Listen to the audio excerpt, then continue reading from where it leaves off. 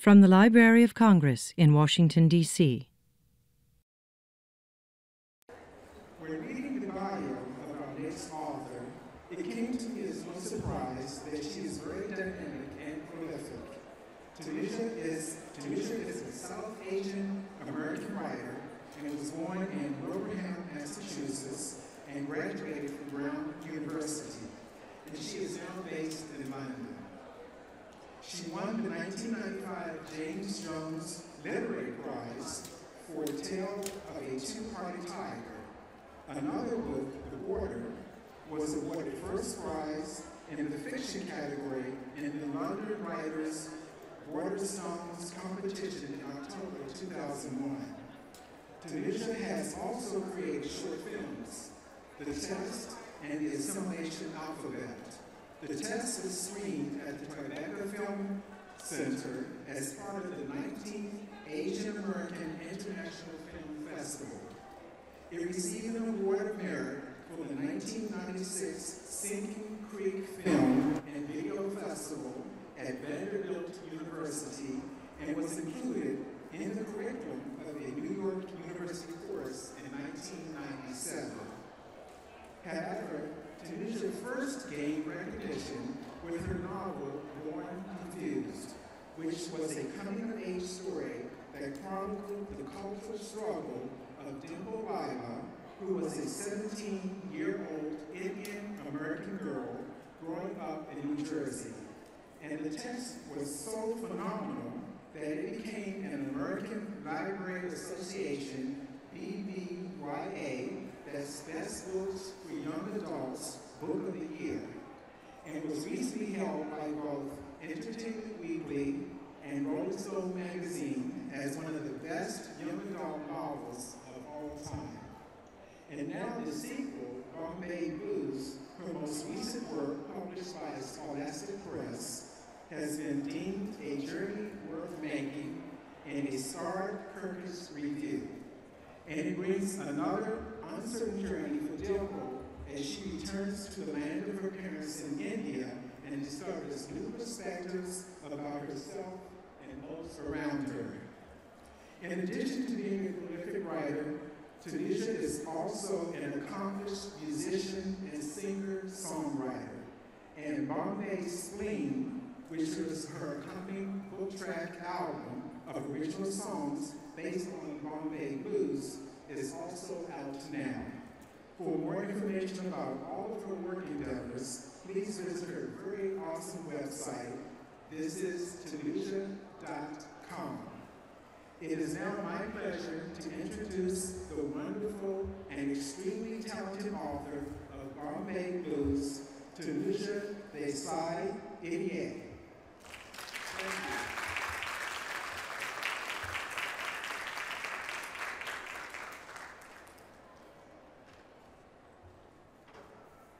Hello, everybody. Thank you for that very warm welcome.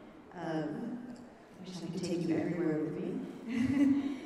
Anyway, so my name is Tanuja, and I'm really happy to be here and to have all of you here as well. It's the first event I'm doing actually for my new novel, Bombay Blues, which was just birthed this past Tuesday after a pretty long 3 to 4 year epidural-free labor.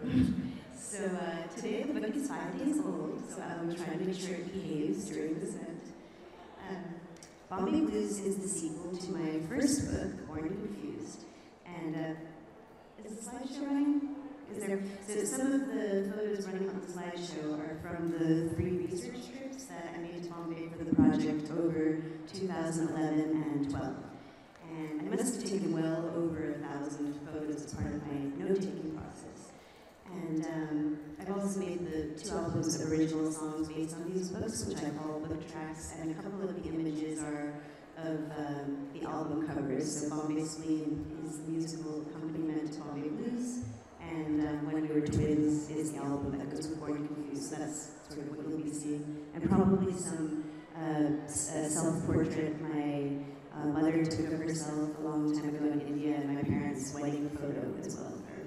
Moving on that. Anyways, a little background. Born Confused, my first novel, is a South Asian American coming-of-age story that follows aspiring photographer Dimple Lala through a New York, New Jersey summer that turns her world on its head as she tries to figure out how to bring her two cultures together without falling apart in the process. The title comes from ABCD, or American Born Confused Desi, a term that South Asians from South Asia have to describe these second and third generation kids, well actually many of them are adults now, who are supposedly confused about where they come from. And when I first heard the term, when I was living in the US still, I was both thrilled and a little bit disturbed.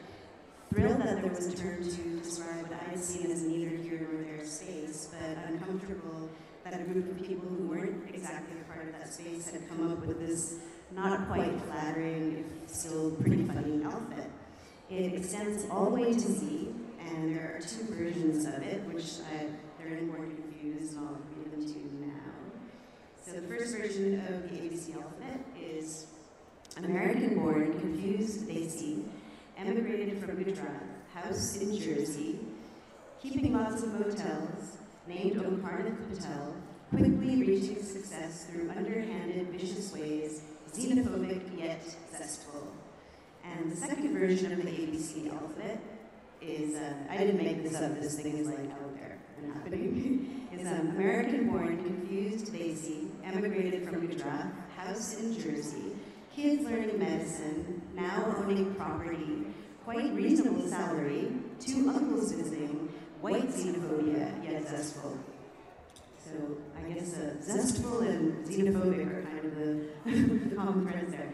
So anyways, with Born Confused, I was also interested in exploring in part the idea of what happens when a subculture gains critical mass and momentum to become culture. And I wanted to pay homage to the thrilling, then burgeoning punk rock South Asian club scene in New York City, one inextricably linked to the amazing cultural moment in music out of the UK in 1997, with things like Anoka, State of Bengal, Talmud Singh, Asian Dub Foundation. At that same time, in New York City in the late 90s, South Asian Studies departments were forming, South Asian Student Associations, the South Asian Women's Creative Collective, and in the space of one summer, I met more South Asians than I'd ever known in my entire life, up to all kinds of creative mischief.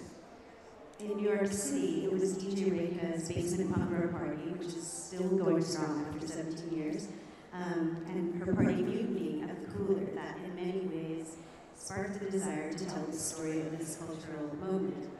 It was an eye and ear-opening experience living it, and through my character Dimple Lala, I wanted to turn the C for confused into one for creative, the moniker American Born Confused Desi, as American Born Creative Desi felt to me to more accurately reflect the Desis that people of the world I had known in New York City. So I wanted to take that neither here nor there space and turn it into a you are here, as Dimple herself learns that a hyphenated identity is still a whole one. With Bombay Blues, the new book, the sequel to Born Confused, it was a completely different story. I had only lived in Bombay for about a year, shortly after my birth. I had visited a few times in my childhood, mostly to visit grandparents. And the city was a mystery that it still felt like a mystery that was in my blood, quite literally in my blood, as it's the city of my family's history. Though, of course, I wanted to explore culture and the idea of being brown among the brown, as well as place, and the cultural shifts happening within a globalized Bombay today, as well as its many coexisting ancient aspects. Even more than that, I wanted with this book to move beyond questions of culture, or at least that kind of framework, and to step out of frame and enter a more ambiguous space, in part through Dimple's trajectory as an artist, photographer, and that of her heart. And part of what Dimple hopes to do in Bombay is to stop seeing things in terms of dichotomies, borders, boundaries, either-ors. And she wants to live in her body, to live in the body of Bombay, and see where her art and heart takes her. And this story is in part about her following her instincts into this borderless terrain, heading for a direction rather than a destination. Although they sometimes lead her into complicated spaces. So in Bombay Blues, Dimple and her family and a few other characters from Born Confused head to Bombay for a wedding, that of her her cousin Sangeeta. However, the trip ends up being far more about the unplanned, the unanticipated, and the unmapped. Dimple's photographic time while there is to shoot the Browns, or so I thought.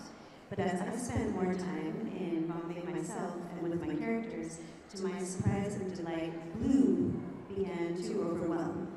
Initially in terms of actual sightings of that hue in Bombay, and then that hue became the clue and led me to the idea of exploring the bigger blue, the blue of music, of mood, the idea of the wild blue yonder. And it was a liberating and dizzying approach to explore the city with a theoretical map that simply had a splash of color on it. It required a kind of active faith. It was like a treasure hunt in a way, being out there seeking my story. So, like Dimple with her photography, my modus operandi while writing this book, my unmapping map, if you will, became this, to follow a color all the way through and just kind of see what that would lead to. And in loosening the coordinates in this way, I also fell upon what became one of the main themes of the book, the idea that there is no place like home, because home is not a place. It's a sense of sanctuary that you might find in a person, a place, a moment, or a memory. And we as humans are swimming cities, and home is a direction more than anything. And my own motherland had been redefined in a very literal sense. And the greatest challenges, but also the greatest gifts in writing Bombay Blues were having chosen to write a book set almost entirely in a city I barely knew, in a country I didn't live in, I don't live in. And at this point, as the mother of a small child and a baby, and my daughters were 5 and 1 when I began working on the project. But then if I hadn't become a mother, perhaps I would have written this book, because becoming a parent certainly crystallized for me my desire to learn this part of my own parents' history better.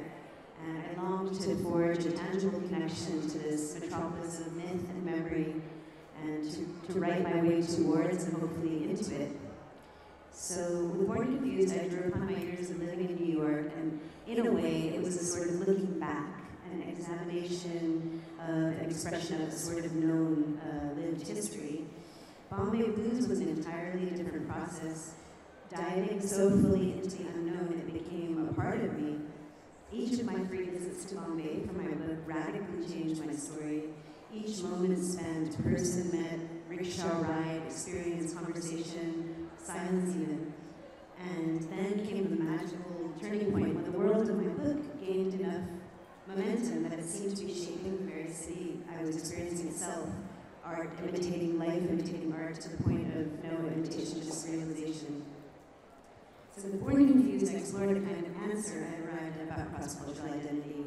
But with Bombay Blues, I lived, and I'm still in the state of arriving at a kind of question.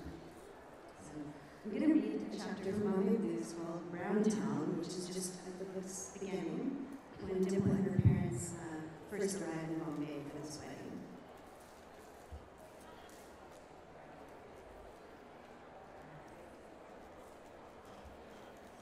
As soon as we exited, Bombay fell over us like a second warming skin. Or perhaps our American scales shed, clattering childishly round our shadowed ankles, excavating an ancient underlayer. Less than a second after we were out of Chhatrapati Shivaji Airport, a random brown guy ran over and picked up 2 of our suitcases. A second and third appeared and swallowed over the rest of our luggage.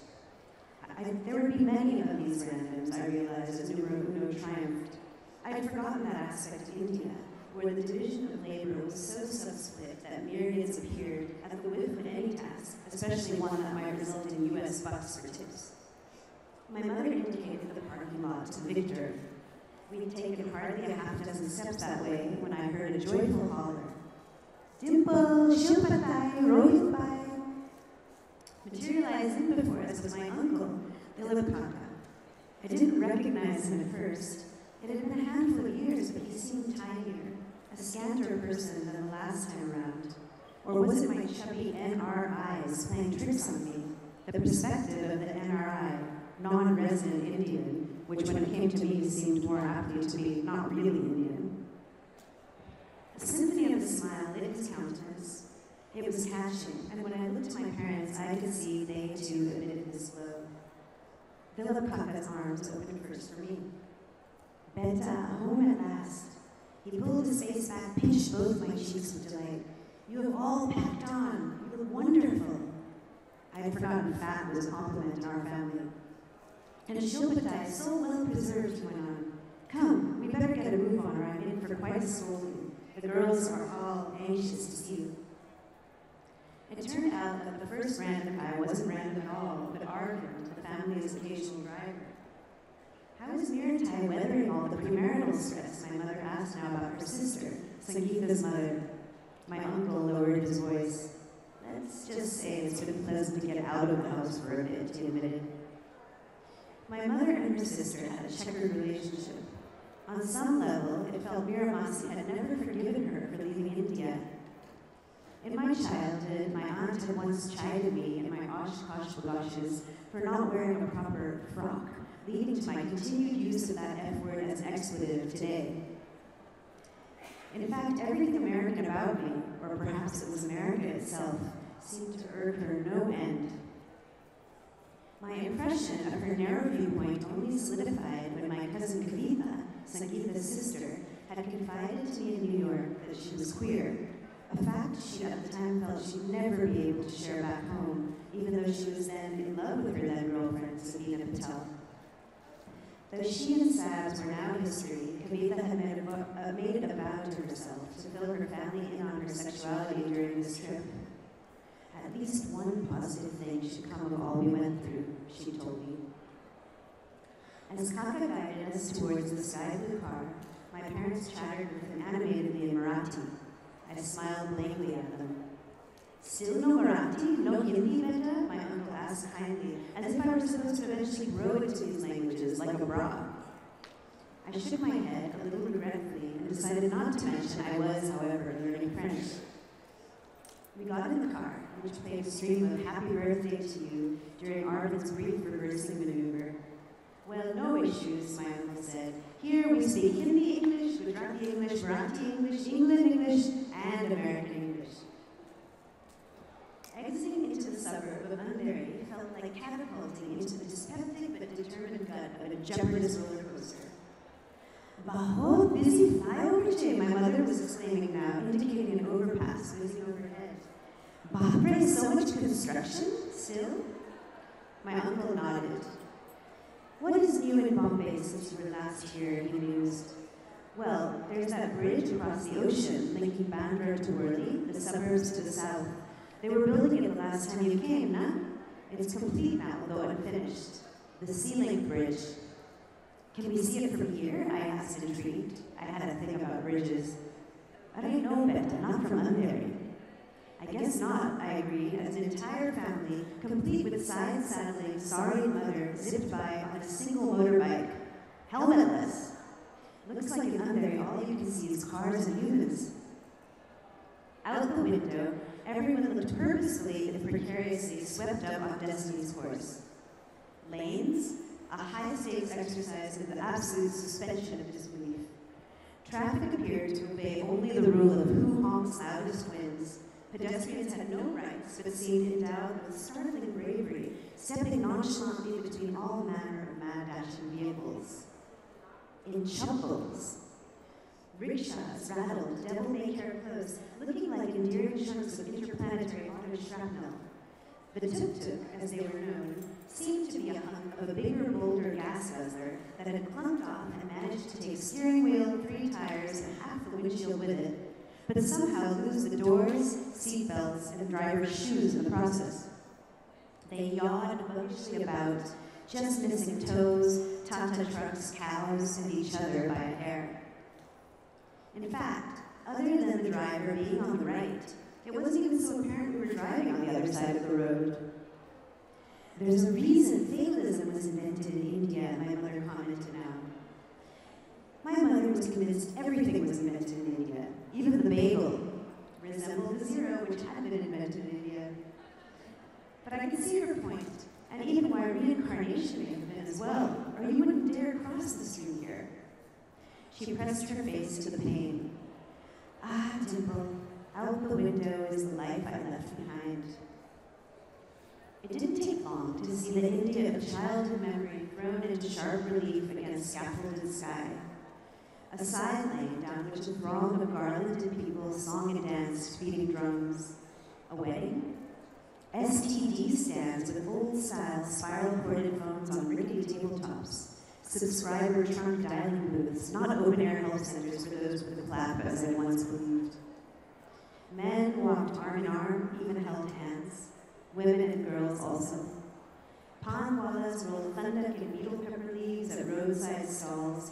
Foolwallas strung garlands. Chaiwallas pushed carts, cut glass with steaming tea, and other inexplicable wallas minded storefronts burst into fireworks, saris, chimneys, bangles, spices, buckets, baskets, fruits, and veg. And every walla, voila, brown. Whenever I was brown among the brown in New York, I was at some kind of edgy, lacy underground dance party. Either that, or in a Mexican cantina full of Dominicanas and Puerto Ricanos. Or on the A train to 200 in the Dykeman. But for some reason, being brown among the brown here almost made me feel white. Well, beige at least. I caught sight of something that seemed the nexus of all that glittered, all that golded. Like a hallucination in the traffic's rotary heart, a sorry creature giddily swirling her own razored rainbow roundabout, like some kind of Indo-goddess iris, mirrored fabric sending light spinning saber-like amidst the smoking, choking cars. Roll up your window, my mother cried urgently as the vision approached us, jangling earrings near audible. The hijra. This I understood, a eunuch transvestite. She is here every day, my uncle said. Our local hijra. They are very pushy about money, banging on the car, refusing to take no for an answer, my mother insisted. I was terrified of them as a girl. But too late. The roundabout hijra was plunging her palm into my cracked pane. I waited for the bossy begging to begin, but she simply laid her hand upon my own, gazing into my eyes. I met her gaze. She grinned, withdrew her hand, did that side-to-side nod, and waved us on. I grinned back. Our eyes remained locked as the car moved away. It was as if she knew you, my father observed now. My mind turned to New York City and how Zara Thristra lit up the hot pot dance floor in much the same way this hijra seemed to be stopping unburied traffic. Zara, whose photos I'd taken as she turned from man to woman, an act of creation, recreation, reincarnation that had intimated to me how much of one's own destiny, one's own identity is in one's own hands. Was this her Bombay avatar? We turned off and wound up the entryway of the Ramzaruka complex, exiting into the courtyard between apartment buildings. Kids skittered about playing kabaddi, kabaddi, kabaddi, a mythical sparrow-like sound I recalled from dozing off jet lag, head in my grandfather Lalaji's lap on childhood visits. In a shaded area off the parking space, a small group of men and women in white sat in a circle, singing softly, hands bedded with flowers. Dilip Kaka laid a hand gently on the shoulder of one of the older women, murmuring a few words to her before we continued on. In their midst, I caught a glimpse of a supine figure, cloaked in white as well. Someone has passed on, my uncle informed me quietly. Nearby, the building watchman dozed in a plastic chair, as if he'd seen enough life and death to be saturated into a stupor. Asleep for the wake. Last night, my uncle explained, Ramanji, one of the oldest tenants in the building. My father nodded, moved, as we approached the elevator bank. The cycle of life, he said, a funeral today, and in just over 2 weeks, Sangeeta's wedding. Yes, one must focus on the positive, my uncle agreed. It's Shivratri soon, the festival of Lord Shiva, god of destruction. My heart goes out to those who are grieving, but fortunately, destruction is always followed by creation. Above the elevator, a pulsing image of a cherubic Ganesha, remover of obstacles, son of the same Shiva, bloomed with the motto, the only way is up. I paused to photograph it. My uncle followed my eyes, smiling. See, the god of new beginnings, he nodded. My thought was she's favorite. I took a breath, pulled open the grill. And so let us begin, I said. Thank you.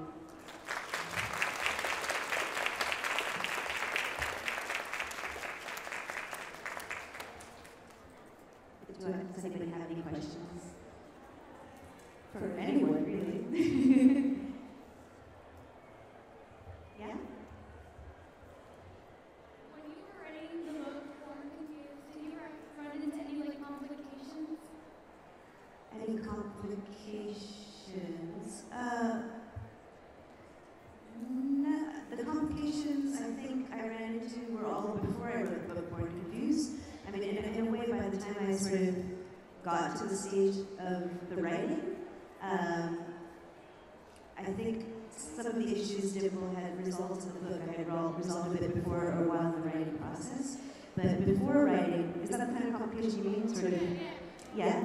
I mean, before the writing, I spent many years, wanting to be a writer when I lived in New York City. Mostly I was walking this woman's spooky in Central Park and hosting at a Tex-Mex restaurant and copy editing and doing all kinds of other jobs. And the kind of complication I bestowed upon myself was in a writing workshop. I started working on a series of short stories. I didn't know there were series at first. And it became clear, or it became clarified to me by some of the people in the workshop that although the character I was writing was Amy from, I think, Minneapolis, a few people said that the perspective of this character is, very much not Amy from Minneapolis. It's much more kind of your perspective as a South Asian American. And that was like a big light bulb that went off, and I kind of shifted the pace of my character, which required very little work, which I guess means I've been writing that story to begin with. And so I worked on these short stories, and then I think I hit a wall where I was thinking I don't know enough about India to continue writing about being Indian, because I hadn't really ever lived there except as a baby in Bombay, and I felt like I didn't know enough about what I thought was the American experience to write about that either.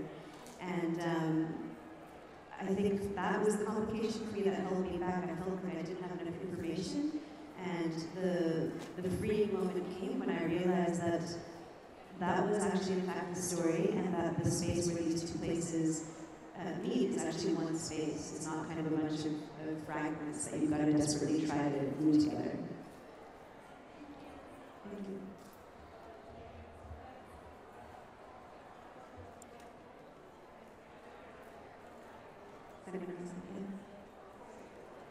What's your favorite writing environment? Where do you like to write? My favorite environment? To write when you're in the process of writing? Cafes. Yes, it's like everything. Oh gosh, and I found kind of this great little set of cafes in London. I live in London, so I don't fly to London to write in cafes. Unless those of you buy this book, and then I can actually do something glamorous like that next time. But I found these cafes very important to have plugs next to you. Very important to order a very large foamy cappuccino.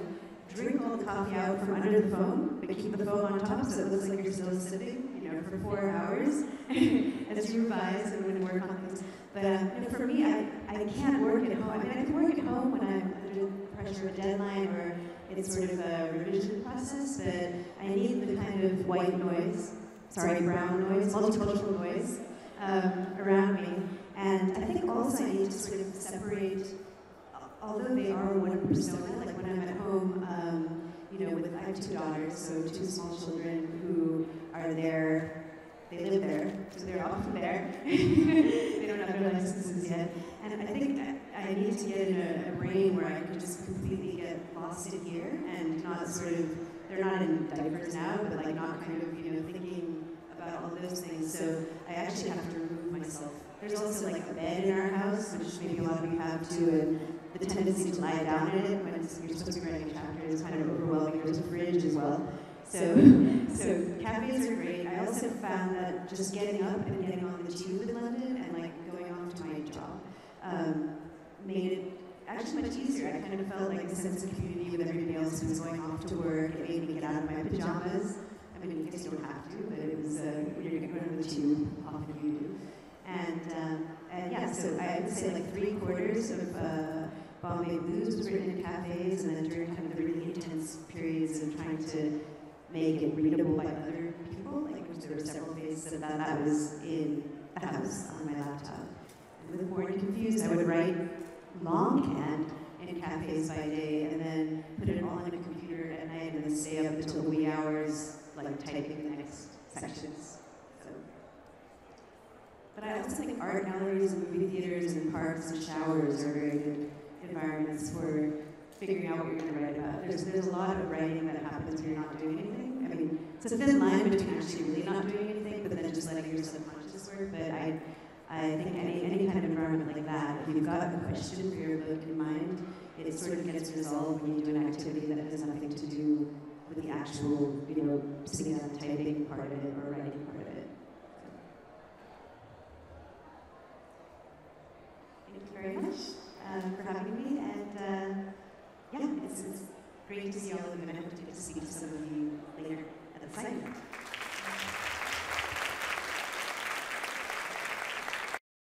This has been a presentation of the Library of Congress.